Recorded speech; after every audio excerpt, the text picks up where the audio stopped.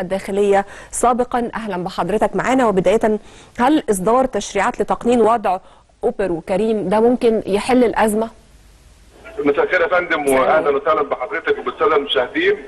مبدئيا طبعا احنا كده يعني لازم نقول نقطه في الاول مهمه جدا، ان ما حدش هيقدر يرجع عجله الزمن لورا، ولا حد هيقدر يقف في وش التكنولوجيا اللي هي اصلا اتعملت عشان تسهل حياه الناس وتحسنها.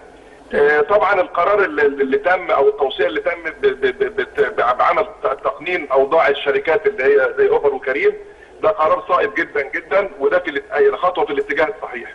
الحقيقه بتخدم جميع الاطراف، وانا مش شايف ان في مخاوف، يعني مخاوف سائق التاكسي وملاك التاكسي بالنسبه للموضوع ده، مخاوف مش في محلها.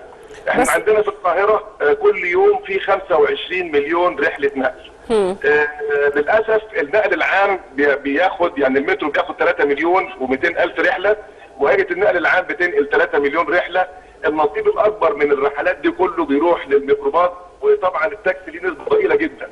معنى كده ان خدمه النقل عليها طلب، وان المعروض اقل من المطلوب، لكن الخدمه ما كانتش متقننه بالوضع المظبوط. هو طبعا الوضع اللي هو الشركات بتفعله دلوقتي ده ضد القانون ومش مقنن، لكن في حاله تقنينه طبعا ده هيحفظ حق الناس كلها، واولهم المواطن اللي احنا دايما بنبحث عن احسن خدمه ليه تقدم باحسن ظروف باحسن سعر. وطبعا احنا اللي جاي كله علينا ان احنا نحترم التنافسيه، علينا ان احنا نحترم مين اللي يقدم خدمه اميز وخدمه اكبر.